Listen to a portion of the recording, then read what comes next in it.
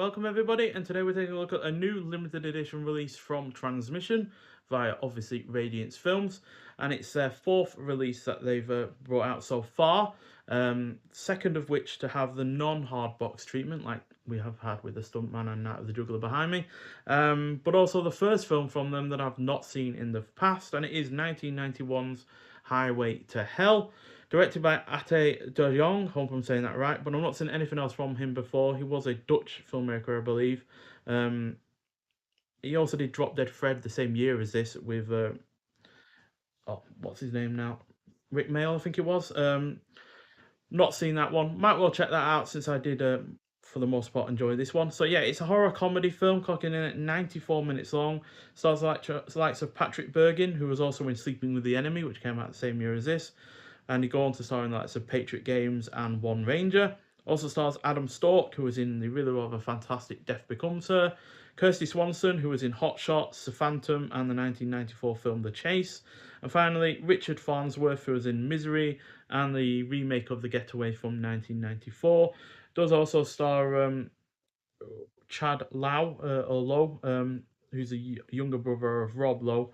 But I've not seen anything else from him before outside of this one. So yeah, when Charlie and Rachel decide to elope to Las Vegas, their decision to take a desert shortcut via an abandoned Nevada back road proves to be a fateful one.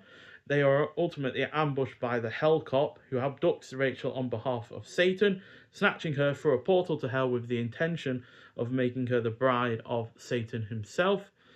In hot pursuit via a supernatural car from a local gas station attendant, Charlie must dodge demons while keeping Rachel and the Hellcop in his sights in order to rescue his kidnapped fiancée and battle his way out of hell. So, yeah, even though this isn't particularly scary or tense, so it doesn't really work as a horror film, while the comedy aspect is rather bare bones, there's only a few laughs throughout.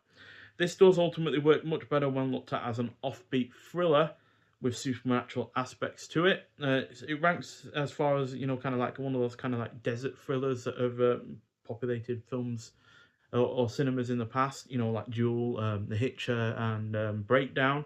But obviously, this has the supernatural element on it to help set it apart. But you can look at it in that kind of offbeat thriller kind of way due to the varied and overall good cast. So not only do you have the people that I've mentioned, but there's also random appearances from people that are more starred in more well-known films or had different careers entirely.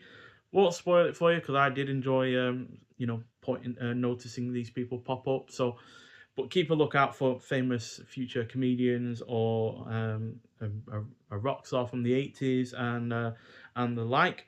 Um, it does also have some rather fun action, plenty of visual flair. The world building of Hell itself is effective.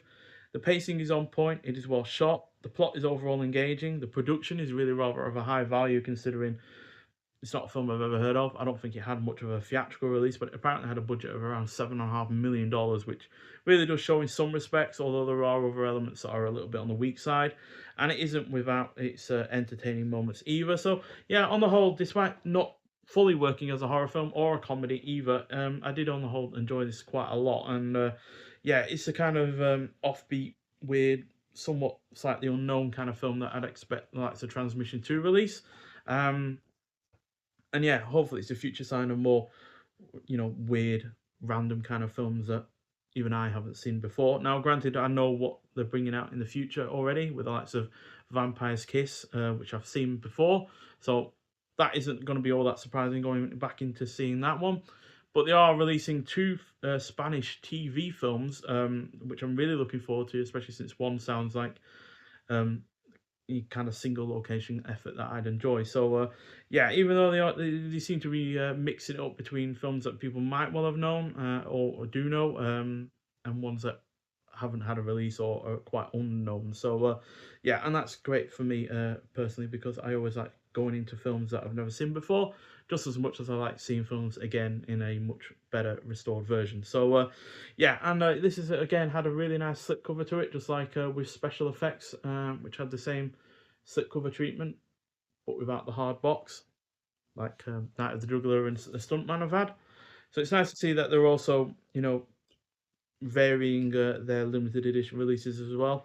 Because as nice as it is to have the limited edition releases of Night and the Juggler and the Stuntman, because they're not only great films but also look absolutely sensational in those hard boxes. Not every film needs that, quite frankly, and that's the kind of thing that also Hammer have learnt as well in the past with their releases. They've obviously released a massive £60, you know, massively expensive, really rather in-depth releases with the likes of the Quatermass Experiment films and Curse of Frankenstein. But then they've also gone for the these kind of versions where they're cheaper, but also no less in terms of high quality. So yeah, there's the disc itself.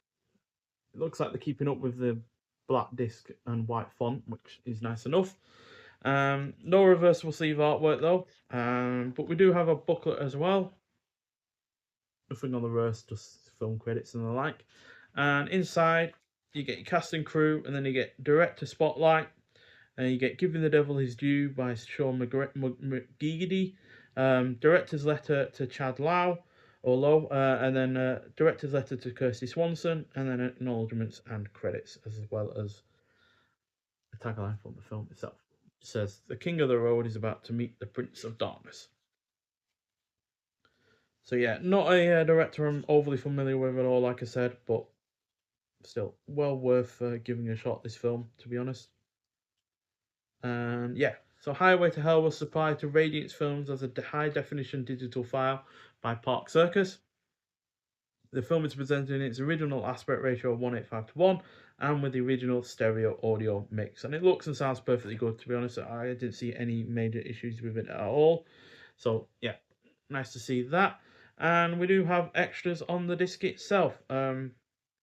So yeah, newly recorded interview with the director, new audio commentary with critics Kim Newman and Sean Hogan, archival director's commentary, archival interview with actor C.J. Graham, who plays the cop. He actually played, I think it was Jason Voorhees in one of the Friday the 13th films.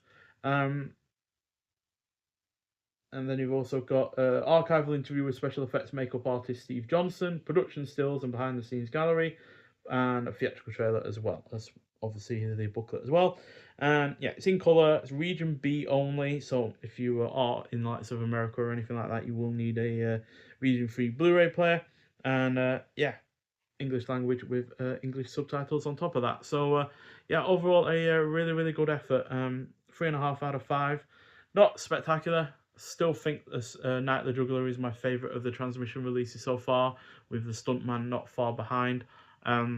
But this ranks right alongside special effects, and yeah, this is why I like the fact that they're bringing out these slightly more basic but still high quality limited edition releases. Is that these kind of films might not be great, like special effects, for instance, but because you're not paying a huge amount of money for a limited edition release, you're not going to be too sour about the fact that you might well not enjoy it as much as you might think. So yeah, but overall I enjoyed it, and going into it again, knowing that it's not a particularly highly great horror comedy, but it is a really rather entertaining offbeat thriller with supernatural elements, I feel like I would enjoy it maybe slightly bit more on my second viewing. But yeah, still, nonetheless, thank you for watching. If you have seen Highway to Hell before, I'd like to hear your thoughts on it, and I'll see you in the next one.